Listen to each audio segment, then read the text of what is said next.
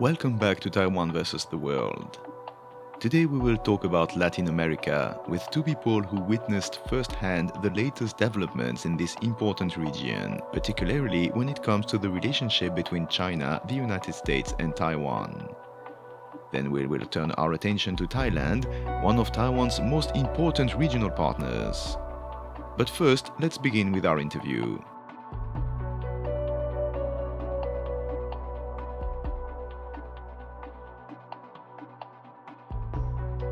Today we are going to focus on a region of the world that is extremely important in the Chinese-American rivalry, but also where Taiwan has a significant presence and a historical presence, and that's Latin America. And we have two great people to discuss Taiwan's ties with Latin America, Ellis and Fernando Ramos. Gentlemen, hello and welcome.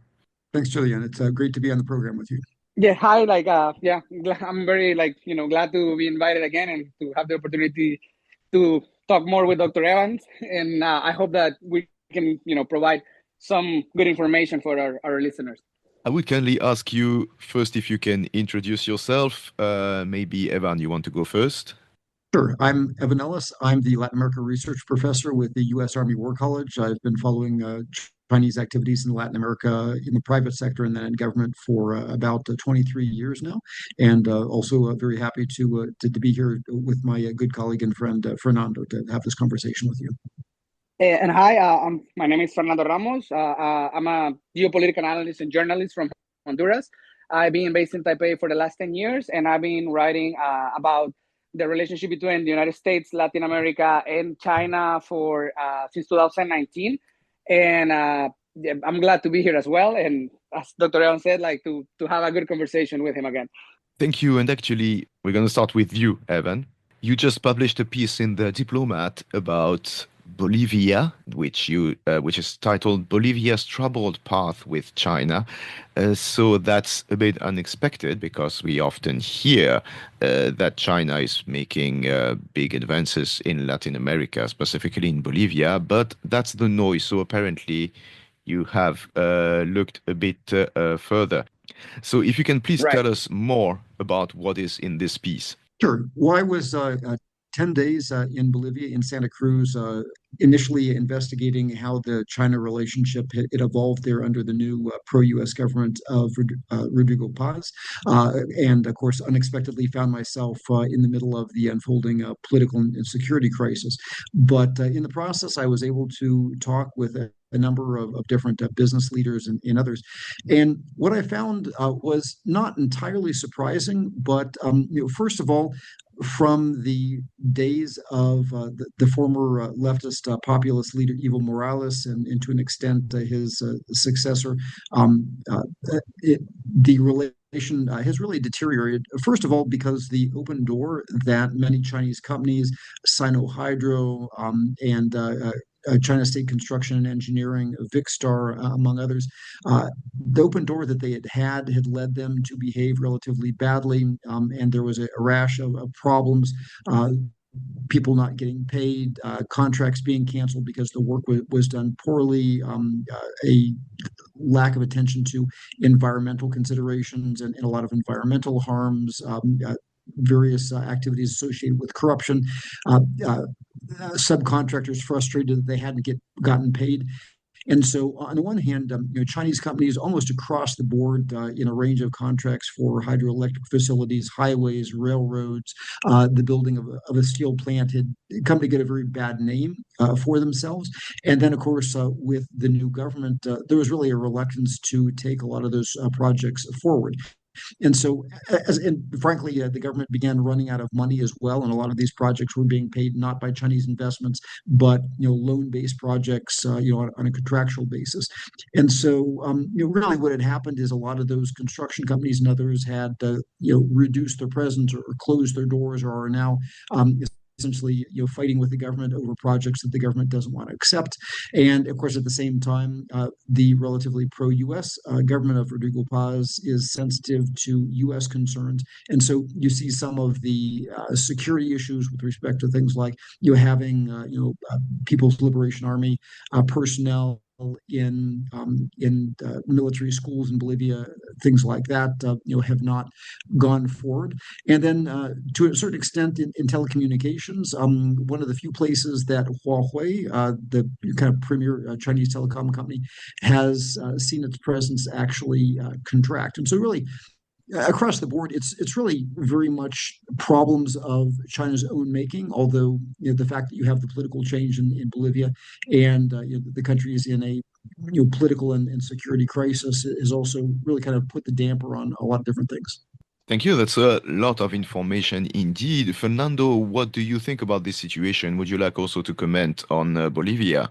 Yeah, I think like after reading Dr. Evans' article, like I thought that it was like the title like really like caught my eye, because like just a week before I had submitted like an article that it was talking about something similar, and it's about how like in general like the influence of China in Latin America, even though they have spent like millions and millions of dollars and even billions probably, and they have like done so with the objective of like securing their political influence in the region, is actually like it's not going as planned, to say the least. And a similar situation, for example, is happening in Honduras, where same before, like the previous administration was a leftist government, which was like more open to let go some of these like issues with Chinese projects.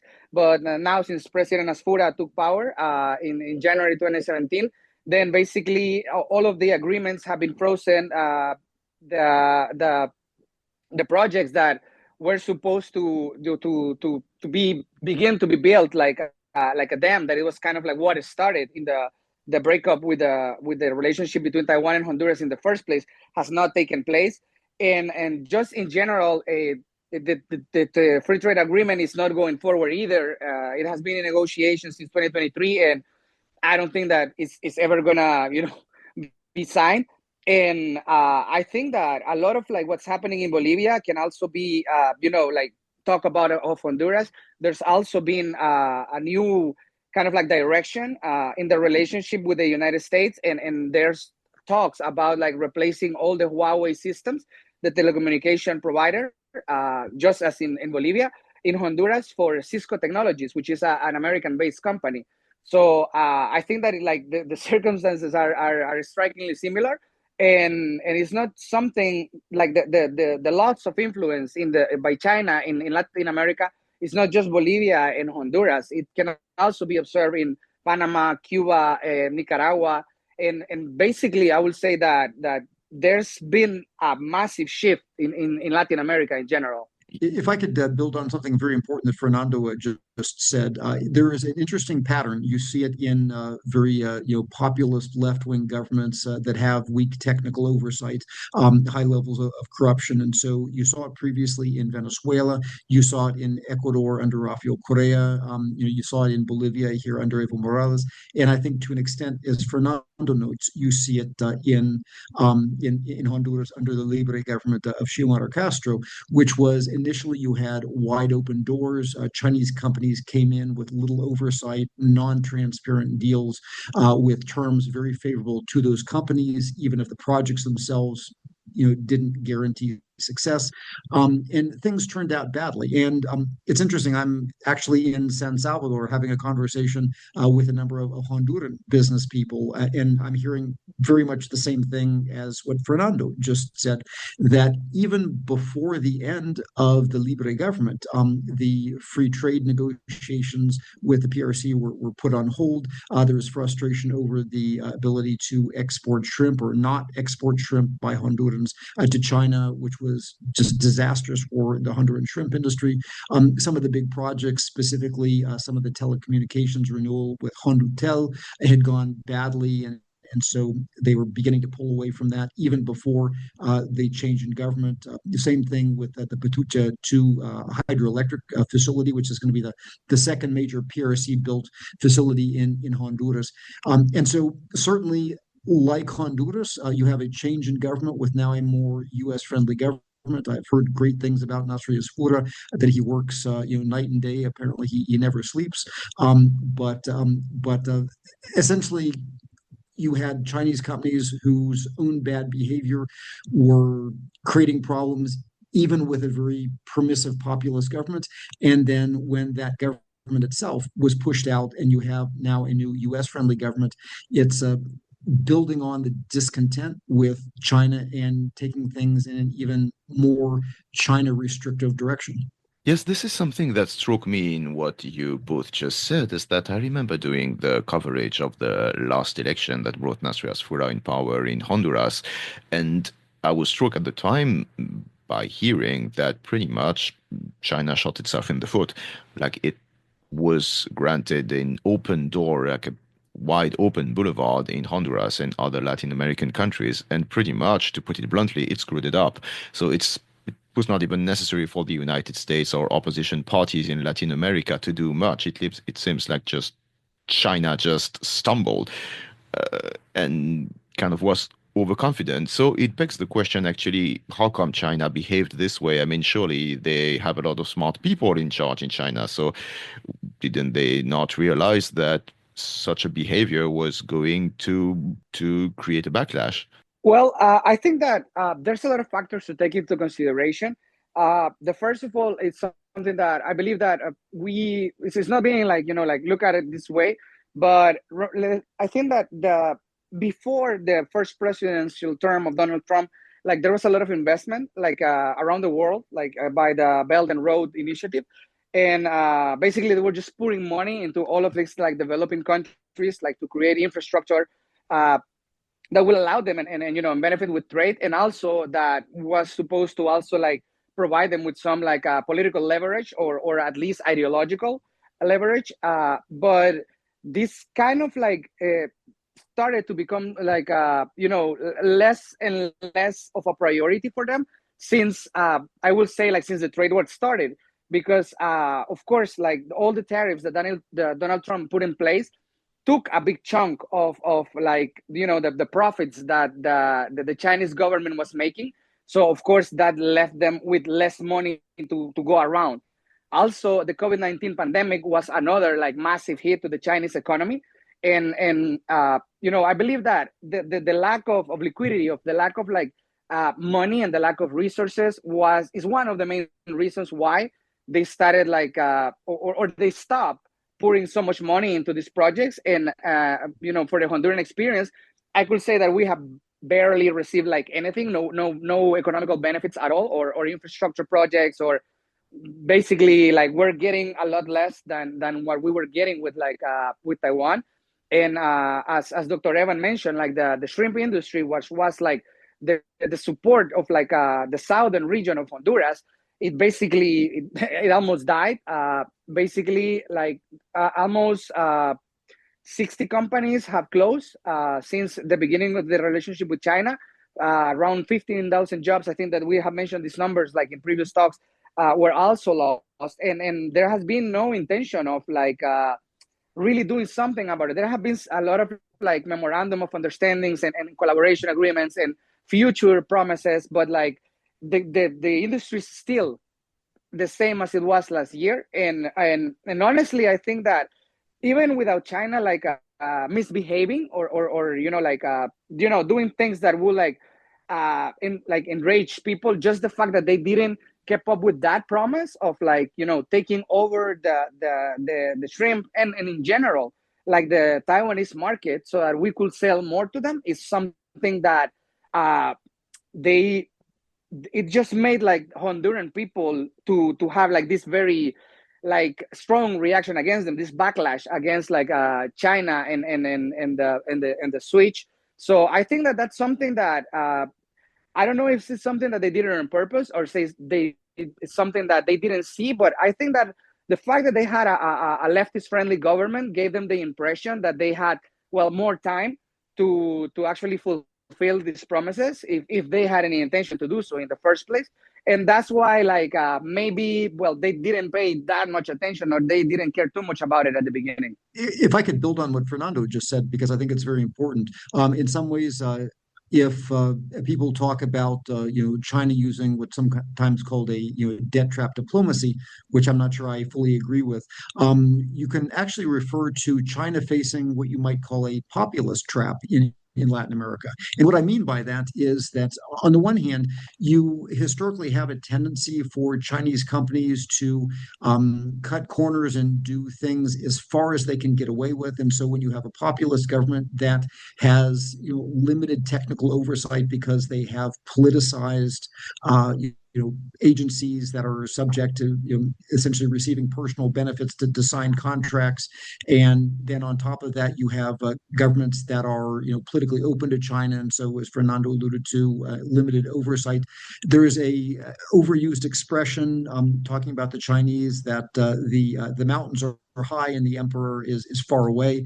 And so what you find in a lot of these companies is that you start out with a tendency of the companies to really trying to take advantage of things in terms of payment and the way they behave as far as they can. And at the same time, a perhaps lack of attention by the PRC and not seeing a real need to do extra things to rein their companies in a politically permissive environment until the problems really start becoming apparent. And so, in many ways, what you see is that the places where they have the most opening, there's a tendency for them not to see how it becomes a vulnerability. I think part of it also is that the Chinese government doesn't tend to focus on those things until there is a problem. Whereas oftentimes the U.S., based on principle, adherence to environmental standards, adherence to good governance standards, on a matter of principle, tends to police its companies. Whereas because that's not as much of the case in China, things get bad very quickly. But the other thing about Honduras specifically, I think it's important to note, is where it does show the Chinese government has been very sophisticated is what I would call twisting the knife, applying pressure to prevent Taiwan from having advances. One of the most important things that has been on the table was Nasser Yasfura's very public campaign promise, and a promise that was arguably central to his victory, that if elected, because Honduras had such a bad deal from the PRC, that he was going to flip relationships back and rebuild them with Taiwan. Now, I've heard rumors that there were some very serious threats that were made behind closed doors by the PRC to the Esforza government, what would happen if it flipped. But I think that the fact that supposedly the government is now saying, "Oh, we're still studying this," it seems to be off of the table. It really, I think, shows the way that the Chinese government can bring increasing, coercive power to bear, and this dovetails with what we're seeing in Panama, which also Fernando mentioned, where again you had the Panamanian government, President Molino and his Supreme Court making a sovereign decision applying Panamanian laws, something that all of us knew in 2021 when the Hutchison contract there for those two ports at Cristobal and Balboa was renewed, that there was some serious funny business going on. And so when Panama found that there had been irregularities in that contract, and then they followed their due sovereign legal process to say, hey, it was wrong to have awarded this, there's improprieties, we're taking the contract away. The Chinese government immediately started putting pressure on over Panama's, sovereign application of its own legal determinations and judicial processes, saying we're going to stop all investment in the country, starting to go after Panamanian flagged vessels in a very predatory way, to the point where other nations are moving away from using the Panamanian flag because it's become a liability with China. The Chinese have even openly threatened and gone after two major international logistics companies, Mediterranean Shipping or MSC and Maersk.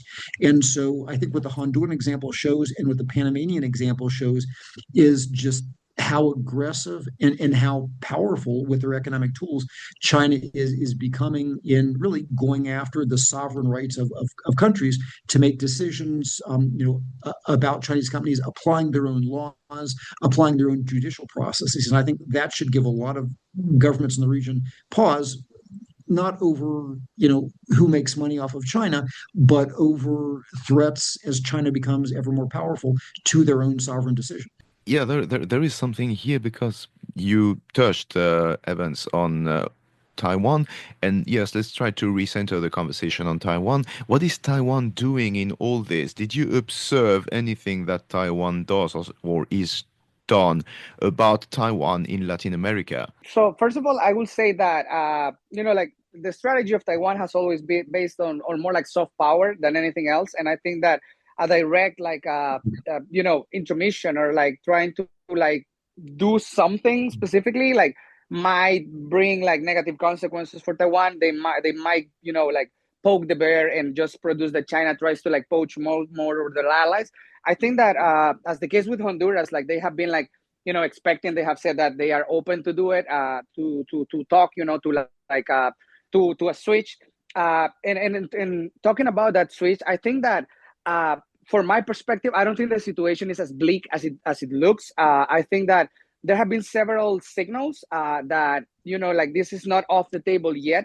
I think that what's happening is that the Asfura government is super aligned with the Donald Trump administration, and basically is going to follow like what they believe that is that the United States wants from this government.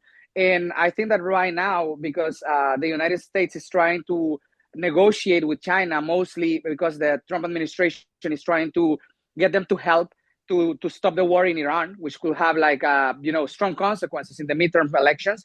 I think that they have tried to strike more like a kind of like a more peaceful chord, kind of like not so confrontational, and that's one of the reasons why I believe that the United States has like, that Honduras has not been so like open about it, but the inside signals are that like all the agreements that were signed are under investigation. There was like an investigation ordered by Congress actually, given to the Ministry of Foreign Affairs of Honduras to investigate all of that.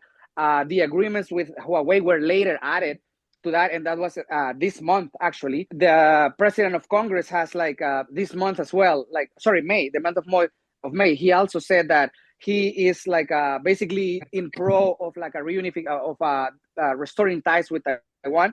President Asfura in an interview also said it that, well, he didn't specifically say it, but what he said is that when they asked him what was he going to do about China, instead he started talking about the United States, and he said that the United States is our priority, and that most of like our GDP actually comes from the money that people from the United States sends, which is like actually it's 25% of our GDP. They were also talking about like the temporary protection status that that was suspended for Honduras, but that they're trying to like work something out for around 50,000 Honduras, I believe, if I remember correctly, that are living under that status. So he basically focused the question about China and what is going to be the decision between China and Taiwan based on purely the United States. He also talked about investment that is coming for manufacturing companies. So the way that I interpret that that answer is more like I think that they're waiting for a signal, like a strong signal from the United States. So yeah, I believe that even if Taiwan is not doing something like specifically in the country, they keep the door open. And the rest, I believe that is going to be something that is not going to be decided by Tegucigalpa and Taipei specifically. I think that Washington is going to have a lot to do with what happens in the end. And if I could complement that, of course, there are a range of different programs that, apart from Taiwan's role, or at least posture towards some of these current challenges, but Taiwan has a range of things that it does to really give its partners an understanding of the benefits, especially that the smaller countries have for sticking with it. It's under what I believe is loosely called the Taiwan Diplomatic Partners or Diplomatic Friends program. So you have special initiatives to promote investment by Taiwanese companies in those countries, specifically countries like Paraguay and Guatemala, and the countries in the Caribbean basin, such as Belize, of course, and Saint Kitts, Saint Vincent's, and the Grenadines, and Saint Lucia, etc. Haiti, of course. But it's a combination of, number one, you see that Taiwan does a pretty good job of purchasing at reasonable prices the small lots of goods that as Honduras discovered with its shrimp, really aren't that competitive for the PRC to buy.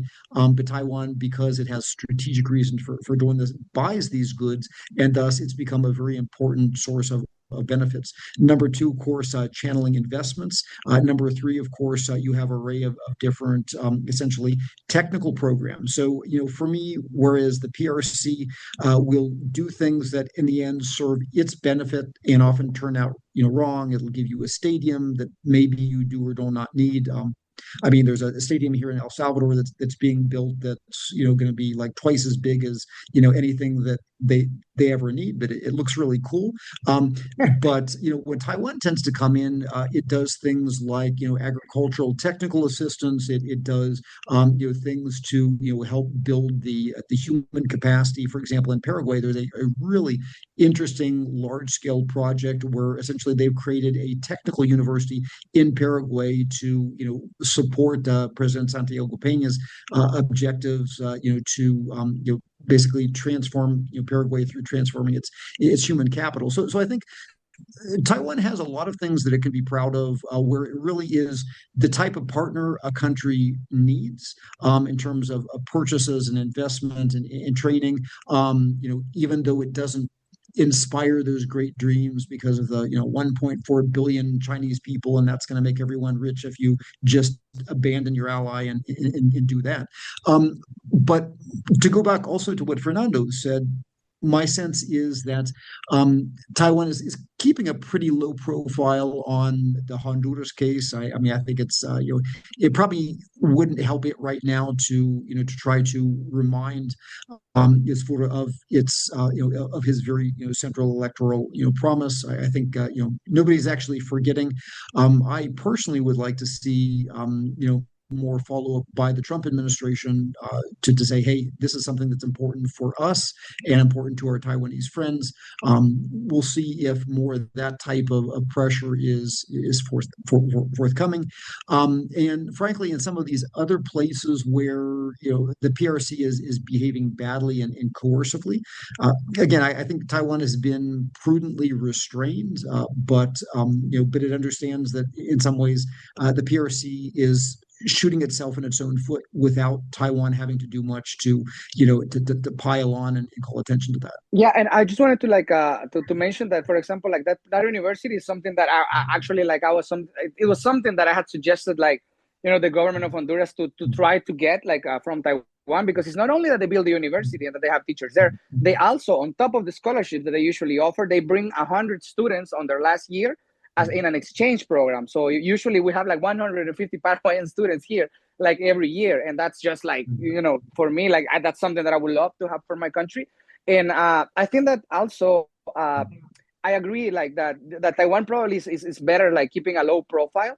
And one thing that I didn't want to let go, because it's something that I really it caught my attention, is that when you were talking about the debt trap, I'm actually writing right now on an article that is related to that, because while it is true, I don't believe that the debt trap is necessarily a concept that people should be afraid of, because there's very few examples of things like that happening. I think that I read about a port in Sri Lanka and maybe something that happened in Africa, but it's the examples are really if you compare it to the number of countries that China has given loans and assistance, economic assistance, it's non-significant. But there is something that I think that people need to pay attention to, and that we can see it in Honduras, that should serve as a cautionary tale for governments that are thinking about that switch, or even for countries that already made the switch. And I wouldn't call it the debt trap, I would call it the trade trap. Because what happened in Honduras, and what I've seen that has happened in other countries in Africa, is that when China establishes the relationships, yeah, they promise more, and maybe the imports go up, from China to that country, but the level at which they do is nothing in comparison to the number of exports that China starts doing into those countries. So, for example, in Honduras, like the trade it raised by like around 20 million US dollars, but the imports that we started making are almost 1 billion US dollars. So it's like, okay, we increased it like this, but actually we started buying like this more. Like the trading balance was always there. So I'm not trying that this trading balance was created like just because the relationship was established, but basically before, let's say it was like they were buying from us like around 14 million and they were selling us like 2 billion. Now they're buying from us like 46 million USD, but they're selling us almost like 1 billion more. So the trading balance has gone worse. Like 70% of the producers, the local producers, have lost their market because we had just had an influx of like Chinese stores that is crazy, and it's like these massive stores that, like you mentioned, some of them are reportedly not even like like giving like the receipts. So probably they are not reporting taxes, and basically they're just taking like the market of the local producers. And that's something that I also observed when I wrote an article about Africa, and I am pretty sure that this is happening in other countries. That's what I'm researching right now, because I'm sure it's the same. I have friends like anecdotally tell me like that in Nicaragua was the same. Like Chinese companies just came and basically invaded Nicaragua, and they just like replaced local producers. So I think that this is a much stronger warning than China might lend you too much and then you cannot pay. The real problem is not that. The problem is that your local producers are going to suffer a lot, and that your trading balance is going to go, it's going to explode, and that you're going to lose in the end. And those are great points, and at the expense of taking this too far, but I just want to highlight some very important things that you said. And it's interesting because I'm here in San Salvador presenting this, looking across Central America, the countries that have changed from Taiwan, and it's exactly what you say. So number one, completely agree with you with respect to the debt issue. With very few exceptions, I think Suriname is also another where there was high debt. But in most cases, it's not the amount of debt or that China uses the debt to demand explicit political things, but rather it is the predatory terms of the debt. I mean, for example, Nicaragua signed these contracts where, number one, as soon as the projects start, you immediately, owe 20% of the amount loaned, even if the project is, crashes. And the Chinese plan on these projects, oftentimes with these populous countries, falling apart. And then there's these crazy commissions where it's a high interest rate to start out with, but then you've got a finder's fee and another fee. And so at the end of the day, the debt becomes a way of, essentially creating obligations for work that never gets done with populist states that switch back and forth between projects. But the other thing you pointed about trade, and again, I just presented this to the association, the Salvadoran Industrialists Association. If you look at literally every single country that has changed from Costa Rica to Panama, to the Dominican Republic, to El Salvador, continuing with Nicaragua and Honduras, you see that when you combine the exports to Taiwan and the PRC, the imports to Taiwan and the PRC, and you account for the exports to Taiwan that are lost when you flip, and then the very little, if any, that is gained. And then you look at this explosion of imports from the PRC. In every single case, what you see is this ballooning debt and almost no net gain in exports. And so at the end of the day, in the name of selling to the great 1.4 billion PRC market, in reality, what one gives up, and this was exactly the case with Honduran shrimp, is that one gives up a country that is Taiwan is buying at a fair price the majority of the production in a way that's beneficial to the traders. And yeah, just Taiwan was buying 40% of our shrimp, actually, like 40%. Please continue. He was buying like half of it. And now it's like China's buying nothing. They bought one container in 2024. Like, it's crazy. but yeah, please continue. Sorry, sorry. Exactly. And especially with the smaller countries that are making these decisions about staying with Taiwan or not. The the things that one needs to sell to 1.4 billion people just aren't there. Number one, it's not cost competitive to export traditional products in refrigerated containers halfway around the world. And so the exporters just can't compete with that when the Chinese can buy the same thing from Vietnam or the Philippines, etc. Number two, often you don't have what we call Marco Pais, a kind of a national branding, so that the exporters can get the premium from the Chinese that they need. Oftentimes, also they don't have the technical contacts. Oftentimes, they don't have the ability to compete when you're exporting small lots, which are essentially not demanded in the vast Chinese market. And so there are completely logical business reasons why, it's like, okay, if it seems too good to be true, why would the Chinese do this just out of the goodness of their heart? And one sees that the core of Chinese company business behavior isn't to do things out of the goodness of their heart. So it's no great surprise that time after time after time, when countries abandon Taiwan, they end up not gaining the exports that they dreamed about, but then being invaded. And then finally, to go to your other point, I also have been doing a study on this. There are over 400 Chinese malls that you find in Nicaragua right now. In Honduras, there are many as well. Here in El Salvador, also you see just an invasion of Chinese malls, oftentimes with Chinese capital, because they see an opportunity. They have permissive conditions. Oftentimes, the free trade agreement conditions, which is what happened in Nicaragua, facilitate Chinese persons with, and the Chinese people who can come over, they have the orders in bringing in goods cheaply from China.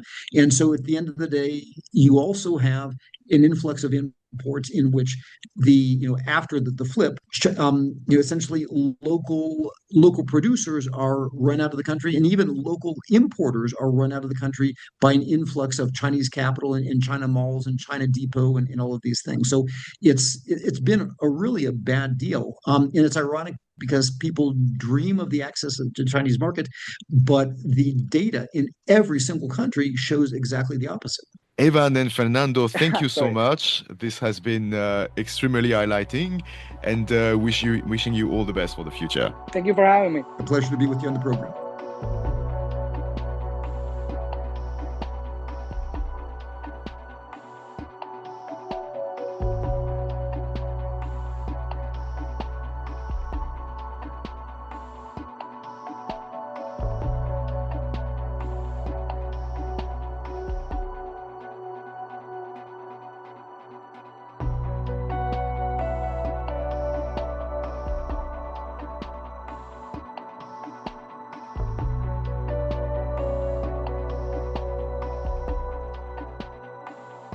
Thailand is one of the most important countries in Taiwan's regional strategy. The two countries share many interests, from trade and investment to tourism and broader regional cooperation. To hear more about the current relationship between Bangkok and Taipei, we spoke with someone who has looked closely at it. My name is Jordan Laramore. I'm an independent researcher currently based in southern Taiwan in Kaohsiung. For my education background, I have a bachelor's from the University of West Florida in the United States and a master's degree from National Sun Yat-sen University. I do have a coming publication with one of my professors or former professors from National Sun Yat-sen University, exploring renewable energy in China and the United States. Jordan tells us about the history of ties between Taiwan and Thailand. Well, the relationship goes back many decades. For example, in the 1960s, former King Rama IX visited Taiwan and met with former President Chiang Kai-shek. And following that, some decades later, Thailand switched diplomatic relations to the PRC, thus officially ending their formal relationship with the Republic of China on Taiwan. However, in the mid-90s, former President Lee Tong-wei visited Thailand under a quote-unquote vacation and personally met with Rama 9 at the time, and that was taken with a grain of salt from the PRC leadership, to say the least. They are trade partners going back many, many decades, and Taiwanese companies have invested in Taiwan or in Thailand for many years, and that helped contributed to Thailand's economic boom back in the 80s and 90s before the Asian financial crisis of the late 90s. That history is closely linked to what we call in Taiwan the New Southbound policy. Jordan explains what the policy is and how it developed. So the new Southbound policy is started under President Tsai Ing-wen, but it is a kind of a rebrand of the old Go South policy that started in the early 2000s, late 90s. But the policy was created to solve a problem that Taiwan began to have, which was their economic ties with China were beginning to get a little too close. It's not generally a good idea to have your biggest trading partner and most important trading partner also be your most important or your largest rival, I guess you could say. So the new Southbound policy, or the NSP, was created to wean Taiwanese relationships and wean the Taiwanese economy off of the PRC. And they mainly targeted Southeast Asia, South Asia, and Oceania, primarily Australia and New Zealand for them.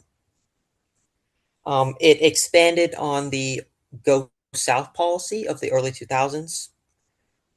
The old Go South policy primarily focused on Southeast Asia.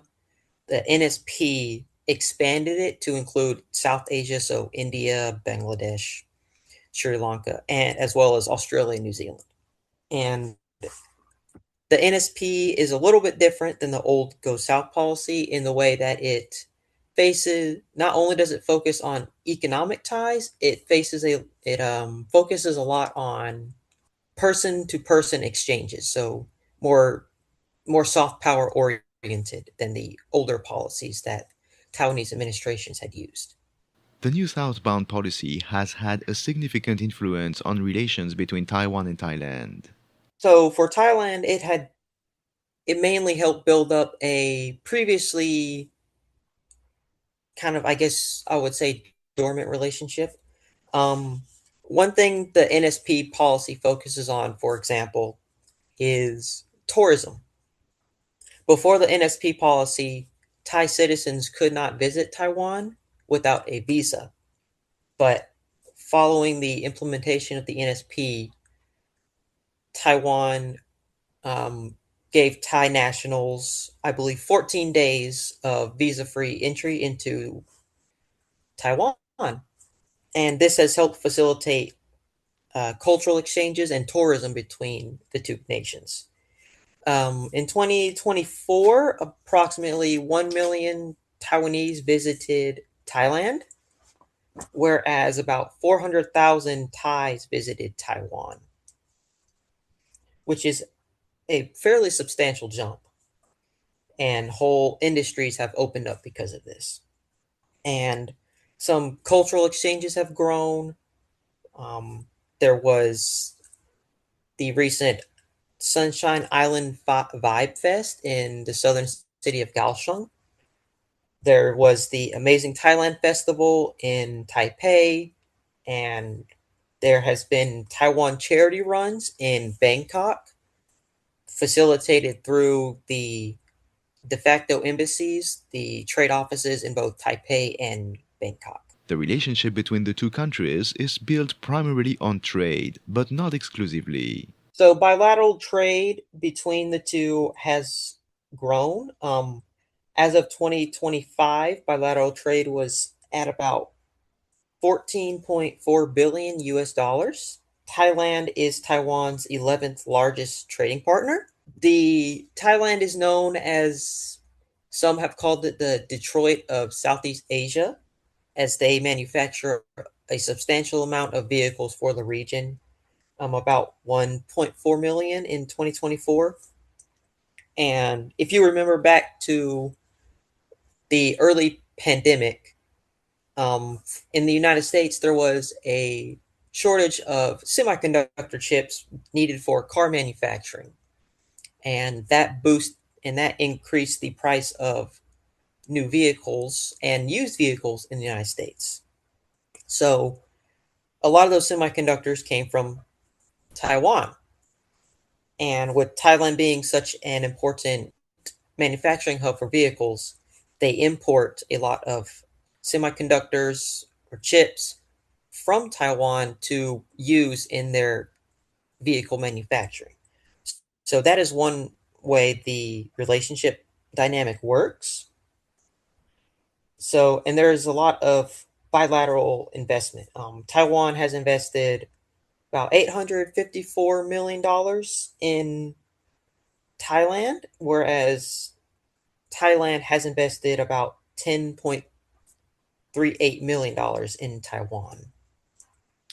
It may sound like a small amount, but that is fairly substantial for the average person like us. Interesting, though, is if you have spent any time in a Taiwanese grocery store and you go to the meat section, you will see all the chicken laid out. And on the chicken labels, you will see a lot of the label CP for the CP group. The CP group is one of the largest suppliers of poultry to Taiwan, and that is actually a subsidiary of the Thai company CP based in Bangkok. So a Thai company is actually one of the largest suppliers of meat to the average Taiwanese consumer. So that is just like one example of the economic relationship that the two share. And finally, Jordan tells us what more could be done to strengthen those ties. I think they should expand trade and investment. That has been slowly increasing, but Taiwan faces a challenge that they simply can't match China in a dollar per dollar basis. But you can always, more money is not always better money. So Taiwan can look for more strategic investment opportunities. For example, in the healthcare sector, both Thailand and Taiwan have very robust and affordable healthcare industries. According to the healthcare index, Taiwan had 2 top 10 cities. Thailand had 1 top 10 city and had an additional 2 cities in the top 50 for the healthcare index. So the two can cooperate on healthcare investments, and there have been some discussions on integrating artificial intelligence into healthcare to help with things like diagnosis for sick individuals. They can also further improve tourism and education. A lot of Thai students like to come to Taiwan for education. About 5,000 in 2024, for example. Another thing they can look at is civil society. Taiwan, back in the 80s and 90s, did their democratic transition. Thailand has had a rocky history with democracy, with consistent military coups derailing democratic leadership. So they can cooperate on that front with, for example, at a recent Taipei book exhibition, a former prominent Thai politician who was exiled out of Thailand because his party opposed laws that restricted the Thai citizens' ability to criticize their king, spoke at the book event and said that both Taiwan and Thailand share a culture of perseverance and should work together. Another thing you could look at was LGBTQ engagement and exchanges. Taiwan was the first country to legalize gay marriage, for example, and in Thailand, they also recently legalized it, and activists from those two communities can get together and share experiences on how best to navigate what they plan on doing in like a post-gay marriage legalization nation. Those are like some of the examples I was think would work as ways to increase engagement between Thailand and Taiwan. The biggest one I would think of building on that democracy aspect. Back in 2020, 2019, there was the so-called Milk Tea Alliance, which were democratic protests that spread throughout Southeast Asia and Hong Kong. And part of this happened in Thailand. And the Milk Tea Alliance comes from the main participants, which were Myanmar or Burma, Thailand, Hong Kong, and Taiwan. They're all famous for their different varieties of milk tea. So activists from those nations and territories were helping each other on how to organize and how to spread awareness of their protests and their movements, and overall how to spread awareness for democracies and promote democracies in their nations. Though that was an example of like civic society coming together and building on their democratic movements. And I think more of that would be a great thing to do between Taiwan and Thailand without having too much government, I guess, interference, because these can be independently led by the citizenry of the two communities and build a stronger cultural and democratic bond between the two.